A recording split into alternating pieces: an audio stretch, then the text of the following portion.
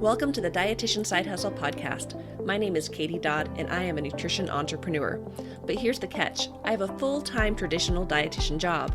My entrepreneurial endeavors are my side hustle. I've been making six figures through my job and side hustle doing things that I love. If I can do it, you can too. This podcast is for dietitians, interns, and students who want to be inspired to start or perfect the side hustle of their dreams. Let's do this. Hello and welcome to the 41st episode of the Dietitian Side Hustle podcast, Growing Your Instagram Following. Today, I'll be interviewing Su-Nui Escobar. Su-Nui is a registered dietitian, doctor in clinical nutrition, and has been a spokesperson for over 12 years. Su-Nui runs the Instagram page Evolving Dietitians, where she helps fellow dietitians start and grow their social media and online presence. Su-Nui is also a student in our very own blogging accelerator program, and she has been crushing it. She didn't just create one blog, she created two blogs, one for Evolving Dietitians and another for her brand, Menopause Better. So welcome, Su-Nui. Would you like to share a few words before we get started? Well, I just wanted to thank you. I'm very excited of being here today. And honestly, I want to thank you because you serve an inspiration for so many of us. Oh, thank you. Thank you. So let's go ahead and dive right in. Can you tell us a little bit more about what you do and your journey to becoming an online marketing and social media guru? What I do, I have many hats, but what I want to focus and continue growing on is on marketing social media as a base of growing, not as a professional, but like as a businesswoman. Mm-hmm. And I guess you can relate to that completely, right? Yes, 100%. And my journey was in how I started in not social media, but media, was right off college. I was working in a childhood obesity committee, and one of the dietitians there, when she was asked, so do you recommend someone that can do media for us? She thought about me. And I was very lucky, although I want to think that it was one of those instances where preparation and talent meets opportunity.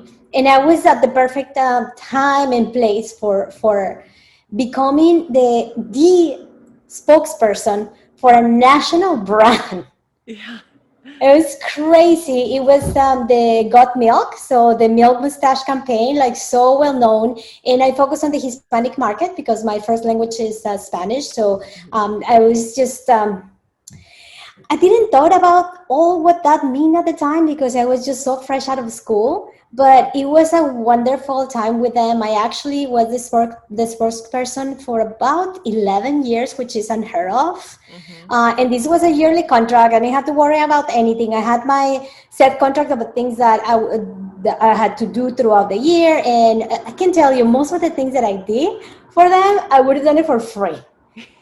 Yes, I've done things like that. Isn't it the best thing when you're actually enjoying your work so much, but you're getting paid good money for it, right? Yep. That's how work should be.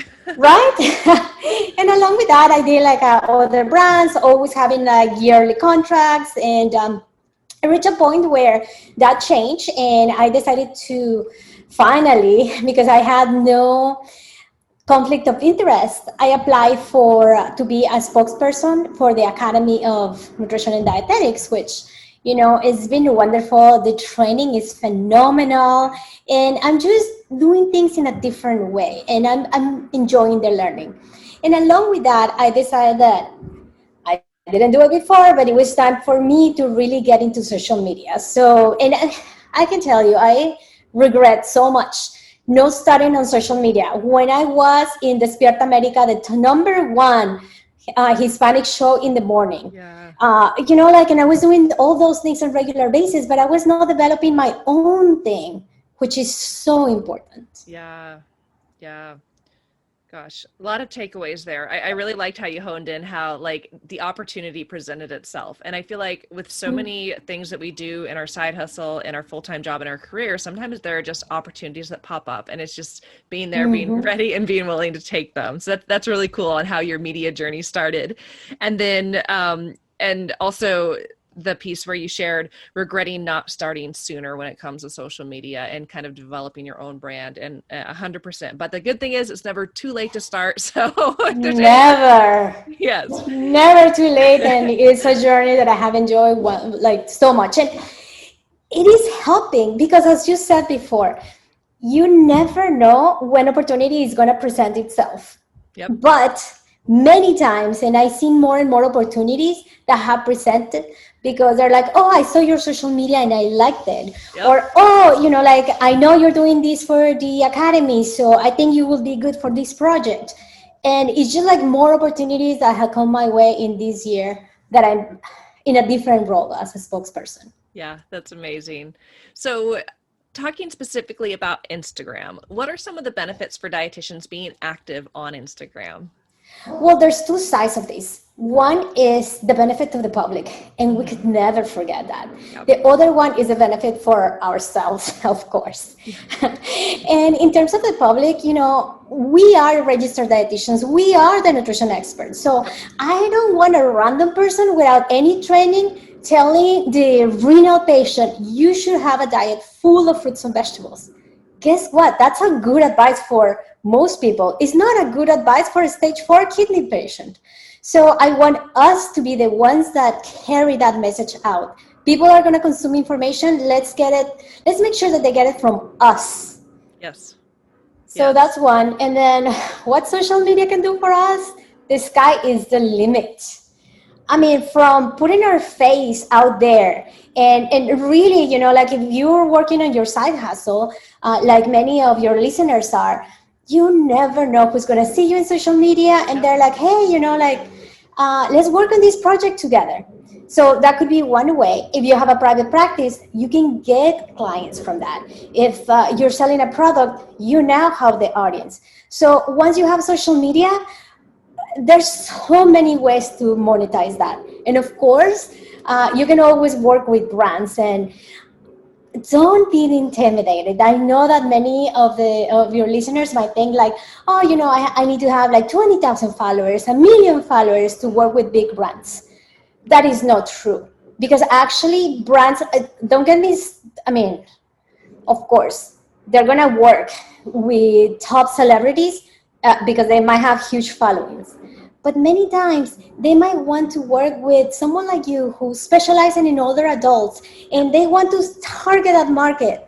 And it doesn't matter how big the brand is, they're gonna talk to you because you are you have the niche down. Yep. My sister is an sales manager, so she works for a big TV network. And the clients that she had there, they're top notch. I'm not going to mention any brands, but as top as they can get. They still will look for many times for influencers with lower following because they have more engagement and they could reach them better. So, yeah. That's a good point to bring up, because I think so many times we look at someone, especially when we're just starting on social, and we're like, oh my gosh, this person has 100,000 followers. Who am I? But you're absolutely right.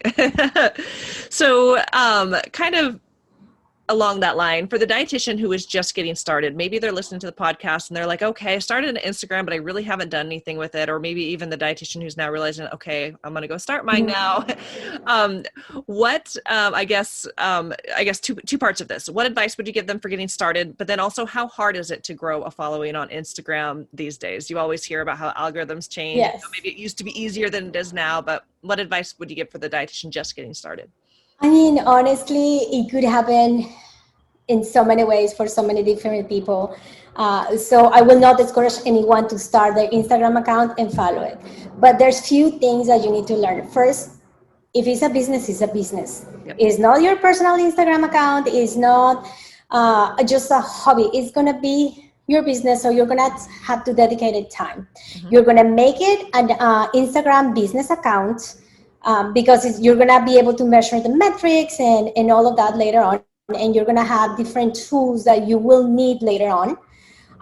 Second, you also need to learn a little bit about the design of the post and how to make great content. Mm-hmm. And this is a little bit of a learning curve, but honestly there's so many apps out there that it makes it so easier.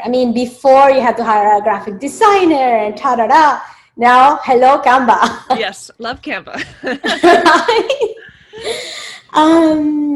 So yeah, like with Canva, like honestly, there's tutorials there to watch, and it's super simple to follow. So you can create really cool designs with like, it's always going to be an effort, but with little effort compared with trying to do it from scratch. And I tried before, and this was one of the things that truly discouraged me, because I would try to make like a good looking like a post, and I use so many apps and whatever, and they always come horrible. So I just stopped and just didn't follow through.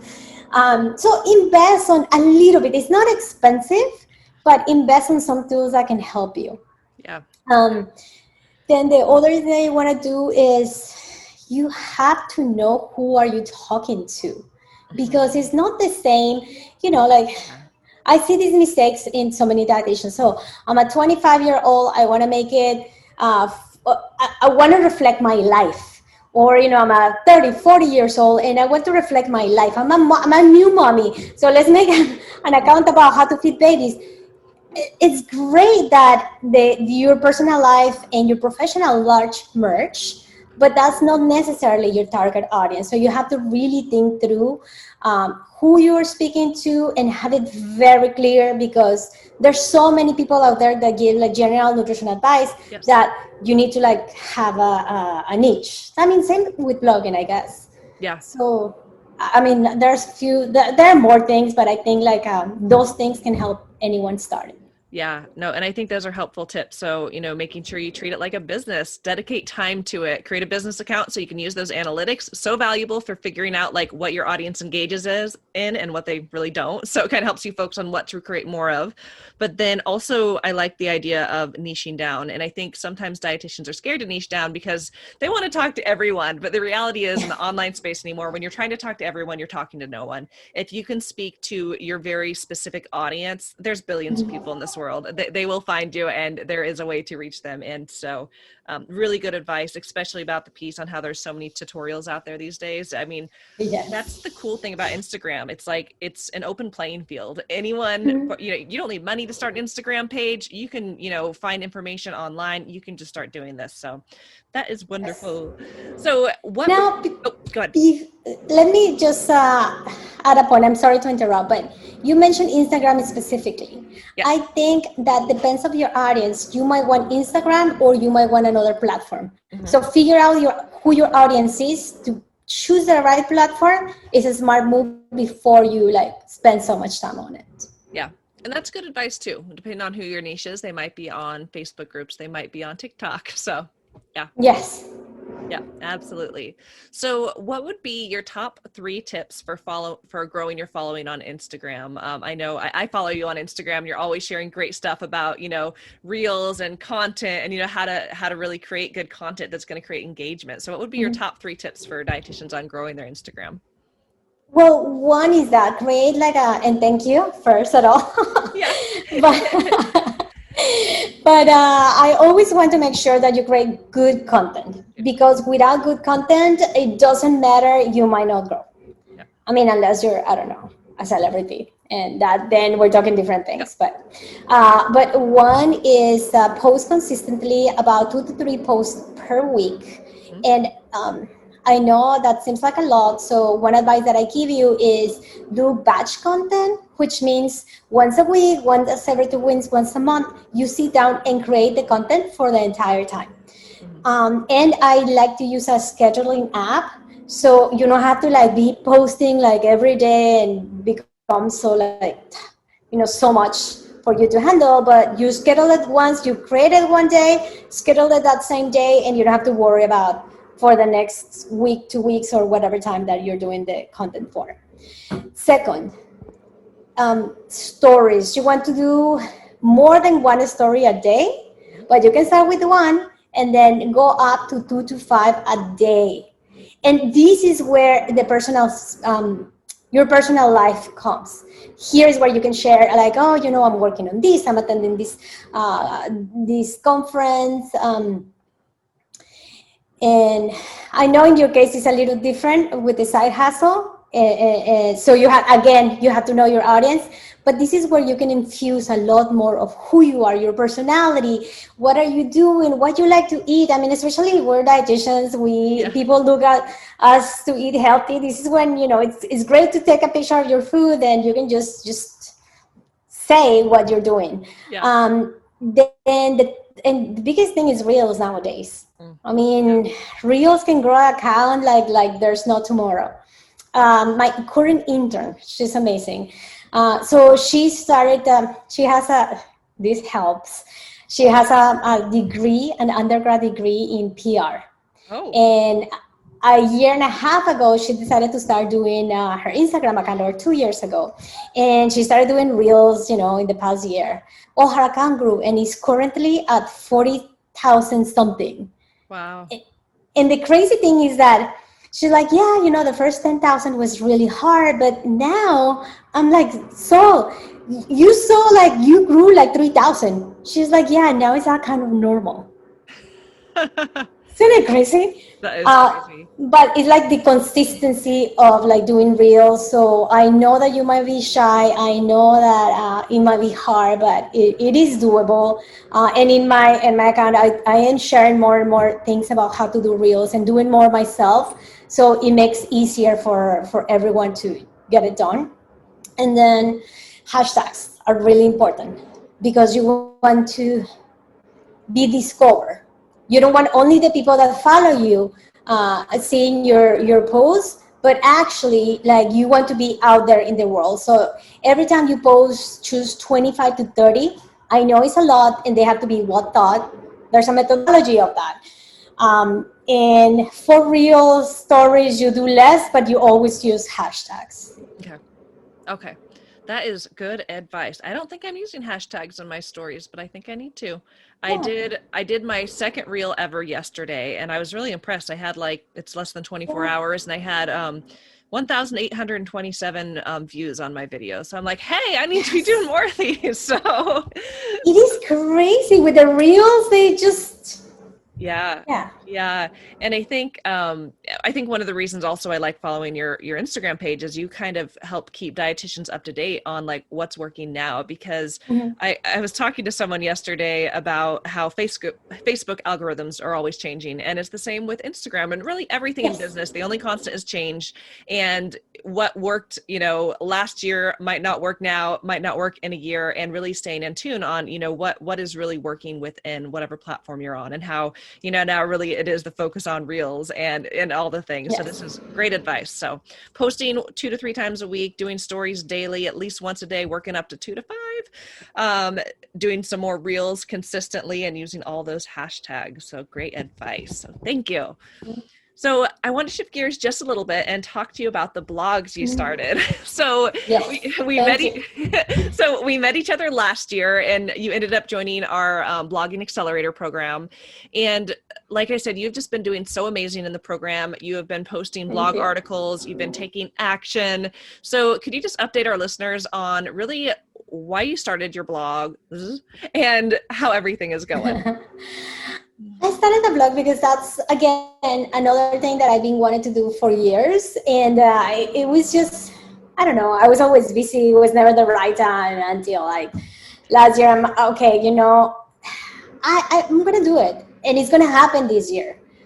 So wonderful, like the Unconventional D, Erica has this tutorial for the blog. So that got me started. And then when I did the program with you, it was just like so easy to get everything set, the technical aspects of everything, of doing a blog.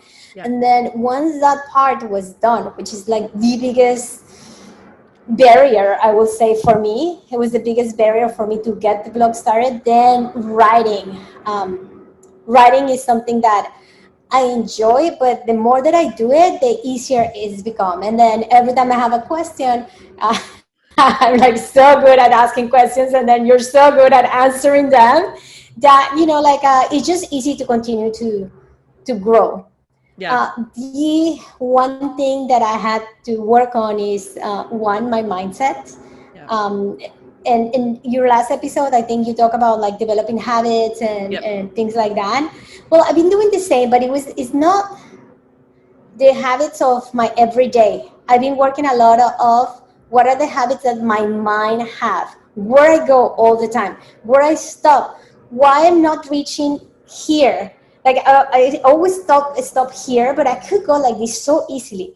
So I've been changing that mindset, I guess, and just like getting into now that my mindset is different. What are my habits? Once a week, I spend 8 hours working on my blog, and I'll, it could be writing only, it could be writing and developing some technical aspects, or it could be anything that it is. But it's just been so much fun because I was lucky to have the right help. Yeah, yeah. And I think, when I started the Blogging Accelerator program, because you were in the first cohort, I think my Yes. favorite thing that's come out of it has been our community. So Yes. everyone who goes through the program has lifetime access to our Blogging Accelerator program Facebook group. So this is where, like Su-Nui will come in and share, look at this post I made, or other people will come in and everyone comments, supports each other, helps each other, and the place to ask questions, because blogging is a long-term game. It's not like you post your blog and all of a sudden you've got traffic and you're making money.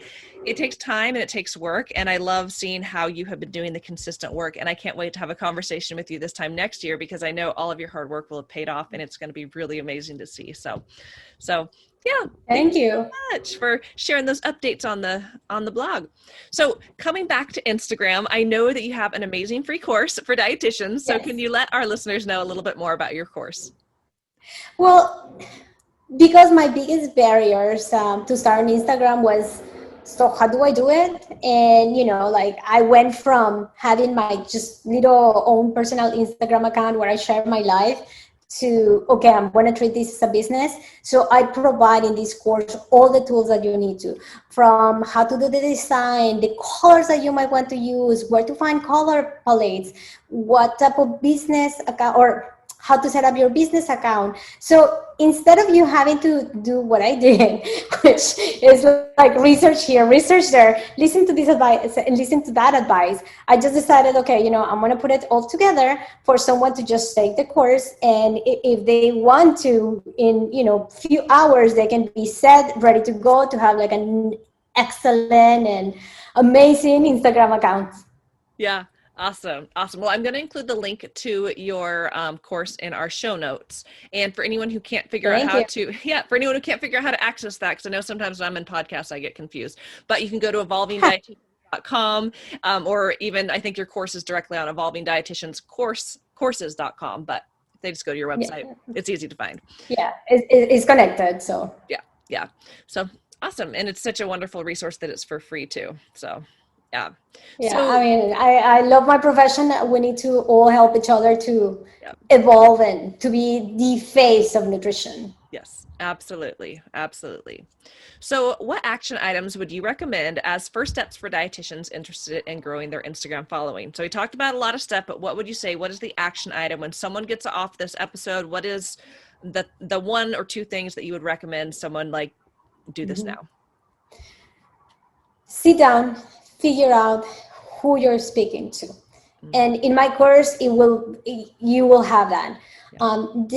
Two, go through your Instagram account, spend that time and figure out what look and feel do you like for your Instagram account. Once you complete those two steps, the next step is just to start doing it. Don't wait until tomorrow. Don't wait until the next day. Start and do as much as little as you can, but be consistent. So I wrote a book, and everyone asked me, so how do you manage to write a book? And my answer was, every Wednesday, my co-author and I sat down and wrote the book. So do the same with your Instagram account. Have a set time that you're going to dedicate to your Instagram every week, every day, every month. It doesn't matter. But of course, the more time you're going to put into, the quicker you're going to see results. But just get it done. I mean, I do explain everything to my course, and also in my Instagram account, I'm always giving you tips about how to do different things. And a lot of people DM me and ask me questions, and I'm more than happy to answer. So yeah, in summary, I guess, who you're speaking to. So do an ideal client sheet. And that I include in as the first thing in my course. Then find out the look and feel of your Instagram account, and then just set a time and just get it done.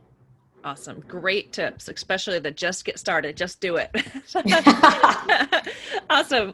Well, thank you so much for being on the podcast. Can you share with everyone where they can find you online? I know people listening are going to want to go follow you on Instagram, find your courses. So where can we find you?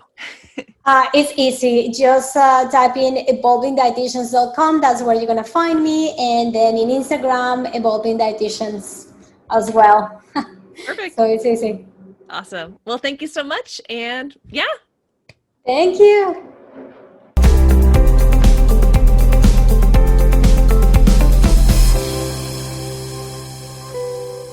Wasn't Su-Nui the best? If you haven't yet, be sure to head over to her Instagram page, Evolving Dietitians. Give her a follow. She shares so much quality information online. You're going to love it. So Su-Nui is in our Blogging Accelerator program, and I mentioned in our interview how she is just crushing it. She shared some of her wins. So I know a lot of you in the community have been thinking about, gosh, I really want to start blogging. This sounds like something I want to do. So I wanted to let you guys know, if you are listening to this live or in the month of June of 2021, we are going to be launching our next cohort of the Blogging Accelerator program on July 12th, 2021. So we do have a special price for anyone signing up anytime between now and then when we launch our 5th cohort. And if you're listening after, we're always enrolling. Go ahead and head over to the website, dietitiansidehustle.com, find more information about our program. And yeah, I'd love to work with you. Bye, guys. Thanks so much for listening to the podcast, guys. Be sure to head on over to the Dietitian Side Hustle website at dietitiansidehustle.com and check out our coaching page to learn about all the ways that we can work together. Have an amazing day, and I'm so proud of you for taking the initiative to listen to this podcast. Now go out there and get it done. Bye, guys.